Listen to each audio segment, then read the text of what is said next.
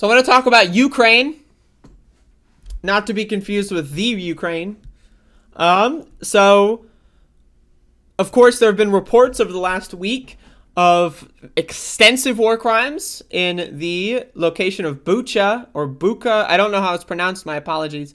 And Zelenskyy has responded to this, and I want to share this because I think this is, he said some very interesting things. Zelenskyy challenges UN to punish Russia or simply close its doors. So he made a speech basically saying if the UN doesn't do anything about what Russia is doing, then they might as well just stop, might as well just dissolve the UN, might as well just abolish the UN because they're useless. If they have no ability to stop war crimes, might as well not exist. That's Zelensky's opinion. Now, I think that that's interesting. Now, obviously, he's pushing for the UN to reprimand Russia in more ways. So we'll say, we'll see if that happens. But anyway, I'm going to read this article and then we'll discuss. In an impassioned address to the United Nations Security Council Tuesday, Ukrainian President Volodymyr Zelenskyy laid down the gauntlet, urging the UN's most powerful body to either act or dissolve yourself altogether.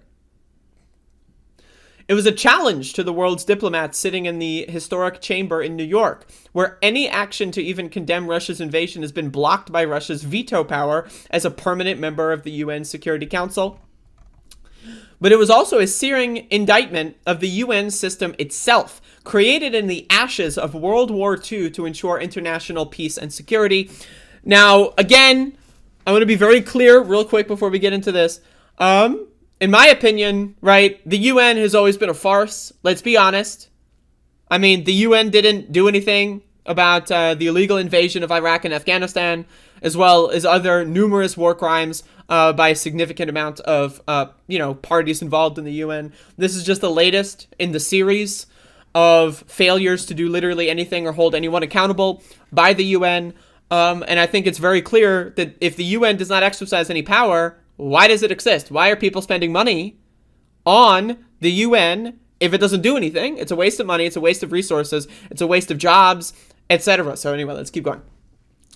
UN aid agencies are on the ground providing assistance. Its human rights chief is monitoring reported war crimes, including new shocking images of murdered civilians in the Kyiv suburb of Bucha. Once again, not sure. I think it's Bucha. And nearly 3/4 of its members have joined to condemn Russia's invasion. But none of that has stopped Russian leader Vladimir Putin's brutal campaign to topple the Ukrainian government and subjugate the country. Where is the security that the Security Council needs to guarantee? Zelenskyy asked. It is obvious the key institution of the world simply cannot work effectively. That is true. That is true. Top UN officials attended the session Tuesday, including Secretary General Antonio Guterres, who lamented how the war is now fueling food and fuel crises and threatening to throw more people around the world into hunger. It's estimated that millions and millions and millions of people all around the world will deal with food shortages and starvation crises. Now, once again, I live in the United States of America. I do not live in a place like Yemen. So again, I will probably be okay when it comes to food. But worldwide food crises are going to basically throw anyone who's on the brink of starvation into starvation and death. There's going to be a lot of displacement, once again, in places like Yemen that are very, again, there's not that much humanitarian aid allowed to go to Yemen. Why? Because the United States of America. Anyway, so again, all around the world, especially in poorer countries, there's going to be food crises. A lot of people are going to starve to death, and this is a big problem. So again, not only is there an active genocide campaign going on by Vladimir Putin in Ukraine, especially with these images that we see in Bucha, that is horrible and horrendous and needs to be condemned at all costs. But this isn't, the UN, they're trying to pretend as if they're not going to be affected by this. The consequences of Putin's actions, once again, are going to impact the entire world. The entire world is going to have to deal with the food crisis because of this. So again, it's not just something that, we don't really want to put our toes into Ukraine. Again, there's other things. You don't have to directly have NATO go to conflict with Russia. There's other ways to secure food. We could use the government agencies. Maybe we should abolish the UN and use those monies that are used to fund the UN on food. Maybe, right? If we don't have enough money to get food to every person in this world, and we're wasting money on the UN and they're not doing anything, I say maybe reroute some of that spending over to making sure that the most vulnerable people on the planet do not starve to fucking death. For all of these reasons, it is more urgent by the day to silence the guns. The war in Ukraine must stop now, he told the chamber. But weeks of condemnation by Guterres and other UN diplomats have fallen on deaf ears in Moscow, which continues to use its prominent perch in the Security Council to spread disinformation about the war and accuse Ukraine of provocations, lies, and fakes. On Tuesday, its envoy, Vasily Nebenzia, again spoke repeatedly to say the atrocities reported by eyewitnesses and journalists in Bucha were staged. The failure to reproach Nebenzia for his near-daily false claims is yet another way the UN's credibility has taken a hit during the crisis, according to some reports. So the Russian opinion, what they're trying to postulate is that, so according to them, the Russians left Bucha, right? And then the Azov battalion went in, mass murdered hundreds and hundreds of civilians, raped hundreds and hundreds of civilians, including children. There have been, reports of 5-year-olds being raped and killed and murdered in front of their parents, and then their parents were left to die. So again, Russia is claiming that the Azov Battalion, the neo-Nazi regiment of Ukraine's National Guard, is responsible for these war crimes. It needs to be said, regardless of what is true, right now, again, there is a fog of war here, right? Regardless of what is true, Russia has been documented committing a lot more war crimes than Ukraine's National Guard, especially. Again, the Azov Battalion is 2% of the National Guard. A lot of them got wiped out in Mariupol. Right now, again, the Azov Battalion should be dismantled. They should be destroyed. They should not be funded. Of course, that needs to be understood.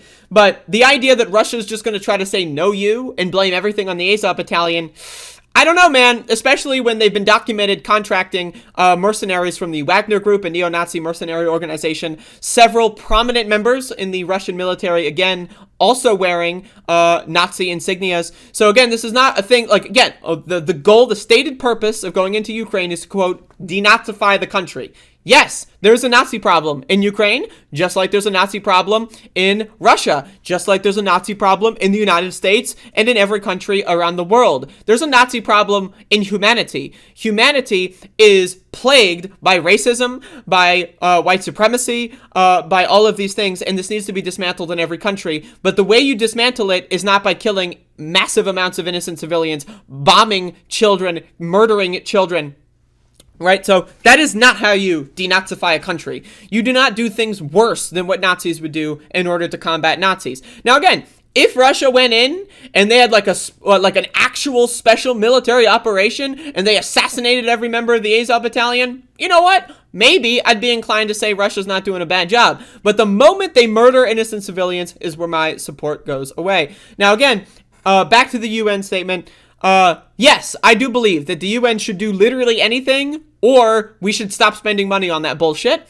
Like, I don't know, convert the UN fucking building in New York City to a homeless shelter, right? Do something to actually help the people that are going to be affected by these food crises. Again, inflation is going to be skyrocketing over the next year globally, and this is a big problem. Corporations have complete control over our food supply, and that is another, again, big problem. So let's keep going in.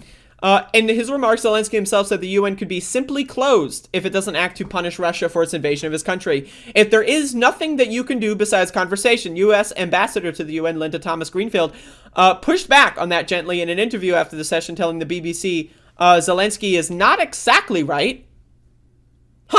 Someone whose job depends on the UN existing is defending the UN. Interesting. No one can question his frustration with the council and how the council operates. The Russians do have veto power, but I have said over and over again, they cannot veto our voices. They cannot veto his voice.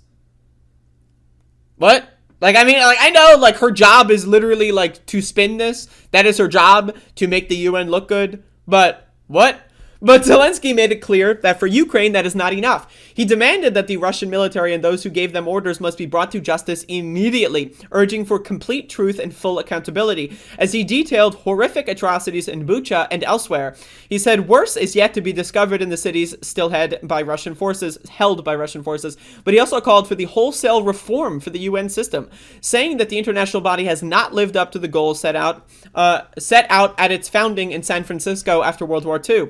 And that these goals cannot be reached without reforms. He called for Russia to be expelled from the Security Council for it to be reformed at a global conference, including ending the veto power. Again, I would also say the United States should be expelled from the UN Security Council. But again, you know, that's a different story. The veto is not the right to die. The veto is not the right to die, he added. No more exceptions or privileges.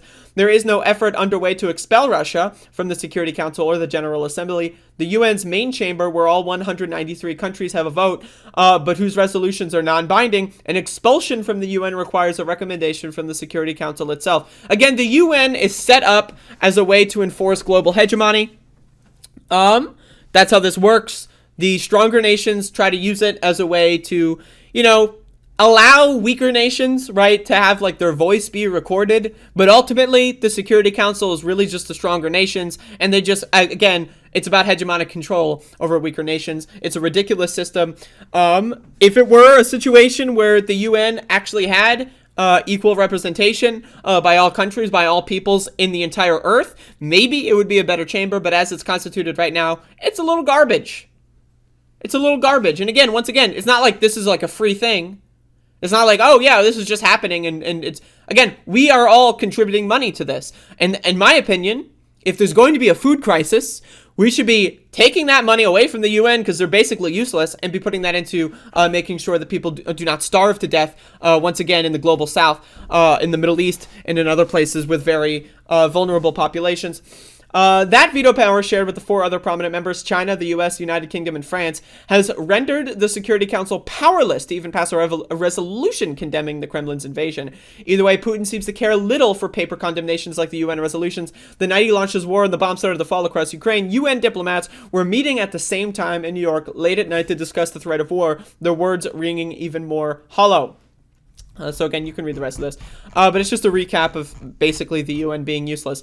Once again, you know, there's lots of things being documented by the Russians, the Russian military committing war crimes. Now, again, it needs to be understood, yes, because a lot of people love to do this both sides stupid fuck garbage where they pretend like all nation states are bad, LMAO right? Yes, the Ukrainian National Guard has a neo-Nazi regiment, and yes, that neo-Nazi regiment has committed war crimes, especially in the Donbass region over the last, 8 years or so, and yes, they need to be expelled. Yes, neo-Nazis should not be allowed to have weapons and aid, especially from NATO countries. That is a problem. However, again, it needs to be understood. That is no excuse for Russia to go into Ukraine. And anyone trying to both sides this really does not understand how power works, right? You cannot both sides the situation where it's like someone with a gun to someone else's head. Yeah, again, someone has a gun to the other person's head. They are not in an equal power position. And also, Russia has even more of a Nazi problem. There is even, again, Russia's government is more oppressive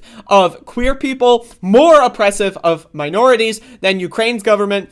So again, yes, the Azov Battalion is bad. Would it be better if they never existed? Maybe, probably, but also that's not the world we live in. We need to analyze things and actually understand that there are people trying to defend their right to have to live in their own country and not be murdered. There's a reason, right? There's a reason that people want to defend their villages, their cities, their people, because they don't want to be displaced. The Ukrainians have a history of being the victims of intense violence, especially at the behest of Russians, especially when we look into the Holodomor and other things like that. It needs to be understood that, again, would it be ideal if all the Ukrainians just fled Ukraine and went everywhere else and everything was fine and Russia controlled Ukraine and Ukraine had no citizens left, so they just owned the land? And less people would die. Sure, if we lived in a fantasy land, but we don't live in that fucking fantasy land, okay? Russia's fucking garbage. Yes, Ukraine's fucking Azov Battalion is garbage, but anyone who's trying to both sides this shit is fucking stupid. They do not understand power dynamics, and they look like a fucking moron. And I want to talk about more of that later in a separate segment, maybe. But it's really fucking frustrating to deal with these fucking stupid motherfuckers. It's fucking ridiculous. Again, the United States has a Nazi problem. Should we destroy orphanages in the United States because there's Nazis in the National Guard in the United States? Should we go to fucking schools and bomb school buildings in the United States because the United States has Nazis in the National Guard? Anyone who's trying to pretend that the Nazi problem is, oh yes, they have not, like Ukraine is like some special fucking evil. Give me a fucking break. Give me a fucking break. Okay? So anyway, the UN is useless. I agree with Zelenskyy. They should do literally anything, like one thing. or we should stop spending money on this farce. I agree with that. So shout out to Zelenskyy. Now, again, it needs to be understood, of course, Zelenskyy is also advocating for NATO involvement. Of course, that would lead to a significant escalation of war. Theoretically, it could lead to nuclear war. Some people say that, Russians wouldn't want to use nukes because that would mean, mutually assured destruction. But Russian diplomats have said there's no reason to have a world if Russia's not in the world. So, I don't know. Maybe they'll use nukes. Maybe they won't. I'm skeptical of NATO involvement. That being said, it needs to be understood. People in Ukraine, their opinion is that World War III is already here. So is World War III going to happen and end with or without Ukraine? That's their position. I understand that position. As an American, obviously, it is selfish for me to be more afraid of nuclear annihilation, right? Because I live in an area that could theoretically be nuked by Russia or another, So for me, I would prefer not to risk nuclear annihilation at anything possible. But at the same time, I don't have power. I'm just a podcaster, right? So I'm just telling you what everyone believes. And I think the Ukrainians, in this instance, I think their voice is I think it's important to share what Ukrainian civilians are saying. Their perspective is extremely important. And again, to the Ukrainian perspective, World War III is here. It's either going to develop into a larger conflict before or after Ukrainians are just completely wiped off the map and completely genocided. Kids are murdered again. So if that's the position, if World War III is going to happen regardless, right? But again, I'm not here to take a position. My opinion is I want to avoid war. But guess what? We don't live in the fantasy land where I can say I want to avoid war on Twitter and then, Vladimir Putin liked my tweet and then said, oh man, that's a good point. And then they stopped the war. That's not the world we live in. So anyone trying to morally grandstand and say, oh, I'm against all war, you're a fucking moron. You're not paying attention to the news and you need to get over your fucking self and stop jerking yourself up. So anyway, I just wanted to talk about that.